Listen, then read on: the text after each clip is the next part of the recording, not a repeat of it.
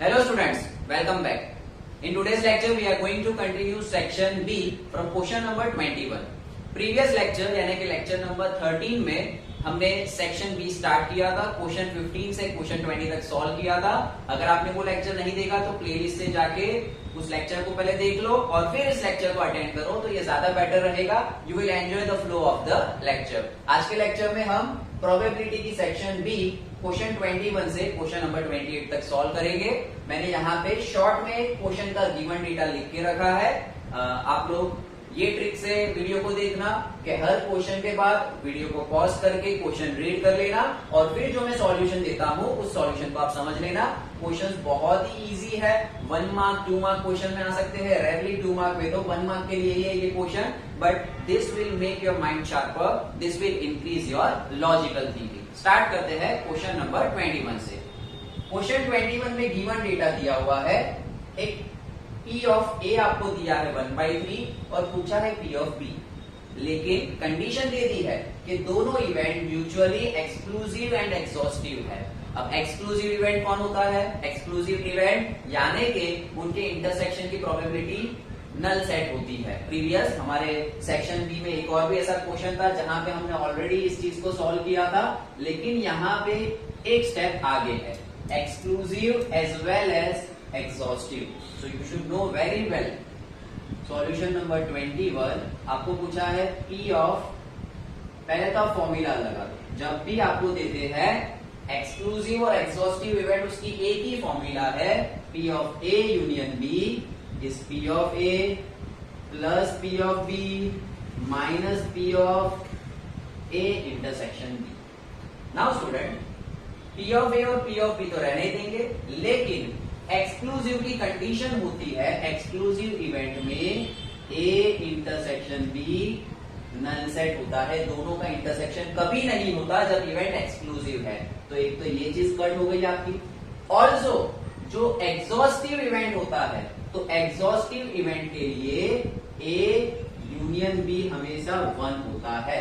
तो यहाँ पे मैंने प्रूव भी कर दिया, बट एग्जाम में आप डायरेक्टली ये फॉर्मूला अप्लाई करोगे that P of A union B is P of A plus P of B and it is always equals to 1.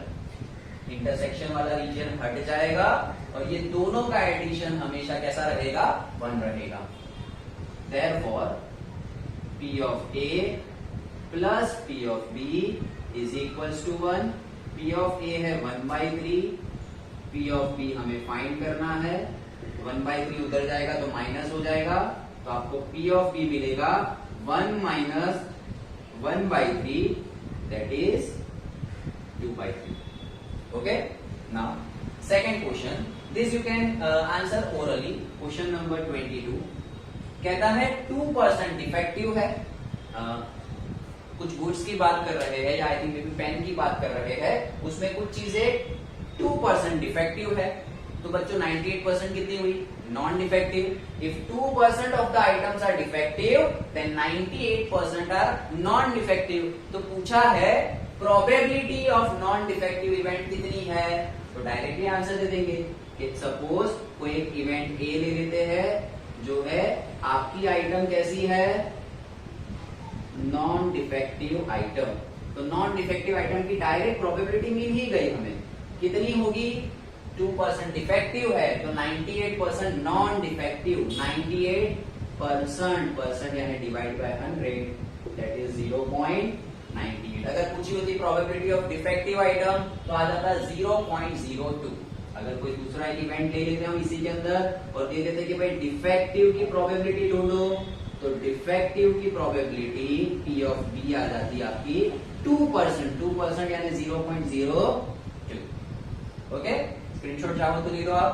Then 23rd 24 इन दोनों में आपको सैंपल स्पेस में जितने नंबर्स आ रहे हैं you have to find number of sample space. तो पहले नंबर ऑफ सैंपल स्पेस किसके लिए ढूंढना है? 5 पॉइंट्स. आप 5 टाइम्स पॉइंट को टॉस करते हो या 5 अलग पॉइंट को टॉस करते हो, उसका सैंपल स्पेस. तो मैंने आपको सैंपल स्पेस के लिए एक टेक्निक, एक ट्रिक सिखाई हुई है. क्या है trick? O(n) on O raised to n. Always remember किसी भी चीज के total number of possible outcomes क्या है? O raised to n, है ना. What is O raised to n? Number of sample space या number of possible outcome in the sample space is O raised to n. O यानी कि अगर उस चीज को एक बार करे तो उसके आउटकम कितने हैं. अगर एक कॉइन को एक बार टॉस करो तो कितने आउटकम है. 2 आउटकम है. आप कितनी बार टॉस करते हो. 5 times. So your n becomes 2 to the 4 to the 8 to the 16 to the 32 will be your n.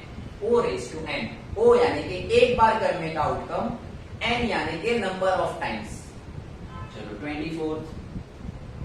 Sample space 1 coin and 2 dice. यानी एक ही इवेंट में हमने एक कॉइन को टॉस किया. एक हमारा एक्सपेरिमेंट है, उसमें कॉइन को टॉस किया और 2 डाइस को साइमल्टेनियसली हम फेंक रहे हैं. तो number of sample events in a sample space कितने हैं, या number of possible outcome in our sample space. तो यहाँ पे भी वही रूल लगाएंगे. चलो पहले आ जाते हैं 1 कॉइन. तो भाई एक कॉइन को आप जब टॉस करते हो तो कितने पॉसिबल आउटकम है. 2 पॉसिबल आउटकम्स. एंड यानी मल्टीप्लाई 2 डाइस. अगर आप एक डाई को फेंको तो 6 पॉसिबल आउटकम्स. तो अगर ये रूल लगाओगे तो 6 की पावर कितनी आएगी. 2. So you will get n is equals to 2 multiply 36, that is 72. Clear. सिर्फ ये रूल याद रखना है. O raised to n. O is your one time outcome, n is number of times. यहां एंड था इसीलिए मल्टीप्लाई आया. चलो question number 25. Question number 25. Question 25 में दिया है कि एक इवेंट ए है, वो 0.7 यानी प्रोबेबिलिटी ऑफ इवेंट ए देके रखा है 0.7. ए यूनियन बी की प्रोबेबिलिटी 0.45 हो सकती है, ऐसा पूछा है. सो रिमेंबर स्टूडेंट, किसी भी 2 इवेंट की यूनियन की प्रोबेबिलिटी, ए यूनियन बी की प्रोबेबिलिटी, वो पी ऑफ ए से या तो ग्रेटर होगी या तो बड़ी होगी, या तो फिर वो ए यूनियन बी में पी ऑफ बी से बड़ी होगी या ग्रेटर. इसका एक एग्जांपल ले लेते हैं. Let us take one event. चलो यही इवेंट ले लेते हैं. क्या कहता है. पी ऑफ ए कितना है 0.7. 0.7 पी ऑफ ए है. चलो हमें पी ऑफ बी पता नहीं है, लेकिन पी ऑफ बी कम से कम कितना हो सकता है 0. प्रोबेबिलिटी ऑफ इवेंट बी कम से कम कितना हो सकता है 0. हमें दिया है. हम एक एग्जांपल ले लेते हैं. P of A suppose 0.7 and suppose let आपके बी की प्रोबेबिलिटी कम से कम भाई 0 तो होगी ना, उससे कम तो होने वाली नहीं है. तो स्टूडेंट आप चेक कर लो, इनका जब आप यूनियन करोगे तो कम से कम आपका जो आंसर है वो 0.7 होगा या उससे ज्यादा. अगर पी ऑफ बी थोड़ा ज्यादा हो जाए, पी ऑफ बी सपोज 0.1 हो जाता, तो फिर पी ऑफ ए और पी ऑफ बी का यूनियन लोगे तो 0.7 से ज्यादा आएगा, कभी कम आने वाला नहीं है. सो ऑलवेज रिमेंबर, अगर आप यूनियन लेते हो तो वो यूनियन उसके अंदर के दोनों इवेंट की इंडिविजुअल प्रोबेबिलिटी से या तो इक्वल होगा या तो ज्यादा होगा. यहां पे ये कम है. P of A union B वो पी ऑफ ए से कम है. So this is not possible. Answer लिख देना, no it is not possible. Okay. Now coming to question 26. Sample space 2 cards with replacement. Sample space पूछा है इसका 2 cards का with replacement. Question number 26. Read कर लो आप क्वेश्चन. आपको कहा है कि 2 कार्ड को बारी बारी हम सिलेक्ट करते हैं लेकिन रिप्लेसमेंट के साथ. तो सैंपल स्पेस में नंबर ऑफ इवेंट्स कितने होंगे. मैंने यहाँ पे सिर्फ शॉर्ट में गिवन डेटा दिया है, आपको पूरा क्वेश्चन रीड कर लेना है. चलो सैंपल स्पेस में कितने नंबर ऑफ इवेंट आएंगे. पहला 2 कार्ड विथ रिप्लेसमेंट है. तो पहले सपोज मैंने एक कार्ड सिलेक्ट किया तो 52C1 एंड उसके बाद दूसरा कार्ड रिप्लेसमेंट के साथ सिलेक्ट किया तो फिर से 52C1.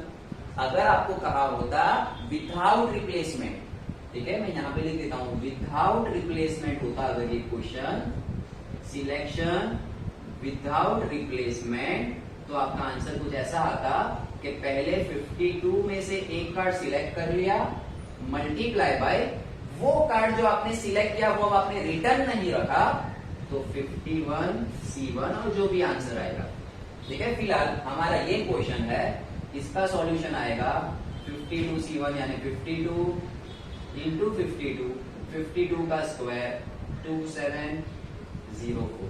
So number of possible outcomes in the sample space is 2704. This is solution number 26. Now 27. P of B when A, यानी if conditional probability they the, if A then probability of B is 1/2. P of A intersection B भी दिया है और कहा है अगर दोनों independent event है तो P of A कितना होगा, both the events are independent. तो सीधा सीधा फॉर्मूला लगा लो ना स्टूडेंट। क्वेश्चन नंबर 27 हम किसकी फॉर्मूला अप्लाई कर देते हैं, let me rub this thing. आप लोग आंसर करना कमेंट में, कमेंट करना अपना आंसर कि विदाउट रिप्लेसमेंट में क्या आया, सिर्फ मल्टीप्लाई तो करना है आपको। Number 27 P of B when the probability of A is going to occur, तो हमें फॉर्मूला पता है, क्या है formula, P of A intersection B upon में ये रख देंगे P of A। चलो फाइंड क्या करना है आपको, P of A फाइंड करना है, तो P of A को सब्जेक्ट बना दो, P of A ऊपर और आपका P of B when A नीचे। अब आप क्या करो, वैल्यूज अब पुट करो, डायरेक्ट पहले वैल्यूज मत रख देना, क्योंकि आप पहले वैल्यूज रख दोगे ना तो फिर आपको कटिंग में, मल्टीप्लाई, डिवाइड में कौन कहाँ जाएगा वो समझ में नहीं आएगा, यू विल गेट कंफ्यूज। तो जो फाइंड करना है पहले उसको सब्जेक्ट बना लो और जो दिया हुआ है उसको अपॉन में ले लो, पहले सिंप्लीफाई कर लो और अब वैल्यू पुट करो। P of A intersection B कितना है 1/5 और ये है 1/2।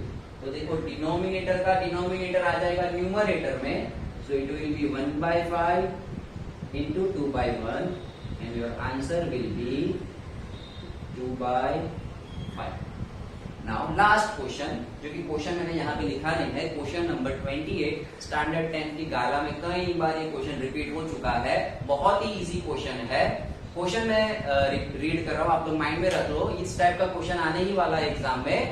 कहा है कि 1998 टिकट्स में से, means out of 2000 ticket 1998 tickets में लॉटरी या प्राइज लगा नहीं, then what is the probability कि एक टिकट निकालने पे उसमें प्राइज लगेगा। चलो क्वेश्चन क्या दिया हुआ है, क्वेश्चन नंबर 28, 27 का स्क्रीनशॉट ले लो। Question 28 is very easy question, very logical question. Question number 28 दिया है कि आउट ऑफ 2000 टिकट इसमें प्राइस नहीं लगता, देयर इज नो प्राइस, ये हमें दिया हुआ है। और पूछा है कि अगर हम एक टिकट निकालते हैं तो उसकी प्रोबेबिलिटी कितनी है कि प्राइस मिलेगी हमें। तो पहले हम इसका उल्टा समझ लेते हैं कि आउट ऑफ 2000 1998 टिकट्स में कोई प्राइस नहीं है, यानी 2 टिकट्स आउट ऑफ 2000 उसमें श्योरली क्या है, प्राइज है या फिर जो भी लॉटरी वगैरह लगने वाली है। तो 2 आउट ऑफ 2000 क्वेश्चन में पूछा है एक लॉटरी निकलने की चांसेस या probability of getting the prize. तो probability of getting the prize क्या होगा, 2 out of 2000, it means 1 out of 1000 is your answer. ठीक है, so out of 2000 tickets 2 ticket में प्राइस होगा या आउट ऑफ 1000 टिकट एक टिकट में प्राइस होगा। This is the question given to you. So very simple question, बहुत ही ज्यादा इजी क्वेश्चन है, but yes you have to remember some particular rules and regulation और इस टाइप के क्वेश्चन सॉल्व करो। हमने आज सेक्शन बी किया है, नेक्स्ट लेक्चर में सेक्शन सी के भी कुछ इस तरह के क्वेश्चन लेंगे और सेक्शन डी भी सॉल्व करेंगे, तो हमारा प्रोबेबिलिटी कंप्लीट हो जाएगा। I hope so you understood the lecture very well. Keep working hard, aim high, have a blessed day.